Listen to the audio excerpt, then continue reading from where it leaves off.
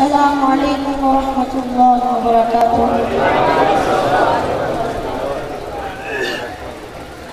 حضرات محترم،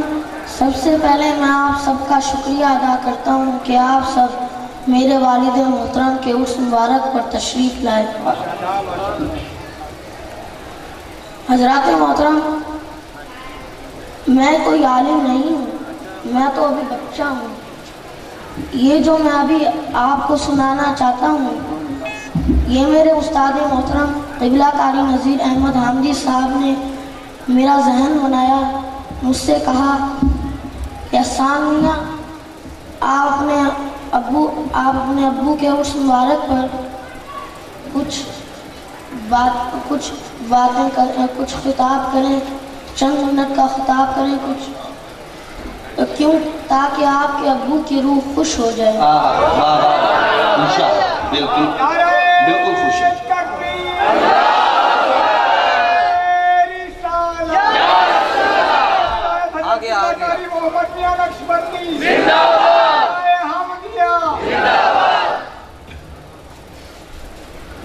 حضرات محترم، اب آپ توجہ کیے گا۔ نحمده ونصلي ونسلم على رسوله الكريم، اما بعد، فاعوذ باللہ من الشیطان الرجیم، بسم اللہ الرحمن الرحیم۔ الذین آمنوا وكانوا يتقون، صدق اللہ العظیم۔ ان اللہ وملائکته یصلون علی النبی،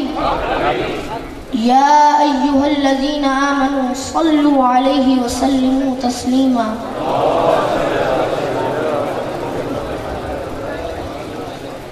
بارگاہ رسالت مآب حضور صلی اللہ تعالی علیہ وآلہ وسلم میں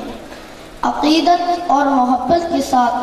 ہدیہ درود السلام پڑھیں، بآواز بلند سب مل کر پڑھیے۔ الصلاة والسلام علیکہ یا سیدی یا رسول اللہ، الصلاة والسلام علیکہ یا سیدی یا حبیب اللہ، الصلاة والسلام علیکہ یا سیدی یا نبی اللہ، وعلا آلکہ واصحابکہ یا سیدی یا محمد رسول اللہ صلی اللہ تعالی علیہ وسلم۔ نہ دنیا سے، نہ دولت سے، نہ گھر آباد کرنے سے دل کو تسلی ہوتی ہے خدا کو یاد کرنے سے۔ حضرات محترم، میں نے آپ کے سامنے قرآن پاک کی ایک آیت کریمہ پڑھنے کا شرف حاصل کیا ہے۔ دعا ہے اللہ عز و جل سے کہ مجھے اس کا صحیح مفہوم اور مطلب اور معنی بیان کرنے کی توفیق عطا فرمائے۔ حضرات محترم، اللہ تعالیٰ نے قرآن پاک میں ارشاد فرمایا، الذین آمنوا وکانوا یتقون،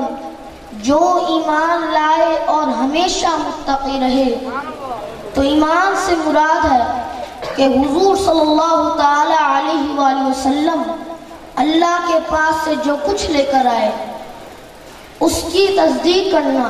اس کا اقرار کرنا اور سچے دل سے ماننا، اور اللہ عز و جل اور اس کے رسول صلی اللہ تعالی علیہ وآلہ وسلم کے احکام پر عمل کرنا، اور ہمیشہ متقی رہنے سے مراد ہے وہ تمام صغیرہ کبیرہ گناہوں سے مجتنب ہے اور مکروہ تنزیہی خلاف سنت اور خلاف اولا سے بچتا رہے، تمام فرائض اور واجبات پر دوام کرے، نبی پاک صلی اللہ تعالی علیہ وآلہ وسلم کی تمام سنتوں پر پابندی کرے، تمام سنتوں اور آداب پر عمل ہو، اور نفلی عبادتوں کو دوام اور استمرار کے ساتھ ادا کرے، اور جب نماز پڑھنے کے لیے کھڑا ہو تو اللہ کی معرفت اور جلال میں ڈوبا ہوا ہو، انہیں عام مسلمانوں کی نسبت سب سے زیادہ اللہ عز و جل کی معرفت ہو، اور ان کا دل نور معرفت سے اس طرح مستغرق ہو کہ جب وہ دیکھیں تو اللہ کی قدرت کے دلائل دیکھیں، اور جب وہ سنیں تو اللہ کا کلام اور اس کے رسول صلی اللہ تعالی علیہ وآلہ وسلم کے حدیث سنیں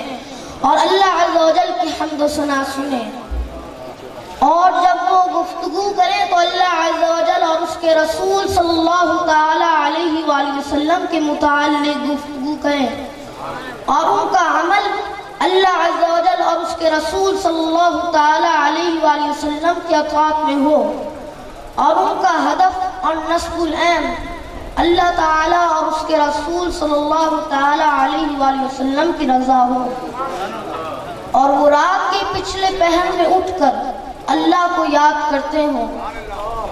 اور قیامت کی ہولناکیوں اور دوزخ کے عذاب کو سامنے تصور کر کے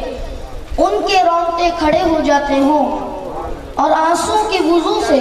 خوف خدا میں ڈوب کر راتوں کو اٹھ کر اللہ کو یاد کرتے ہوں، اور گڑ گڑائے ہوئے نلائق نیم شب میں دعا کرتے ہوں، اور یہ مضمون قرآن پاک کی آیات سے ظاہر ہوتا ہے وَالَّذِينَ يَبِيتُونَ لِرَبِّهِمْ سُجَّدًا وَقِيَامًا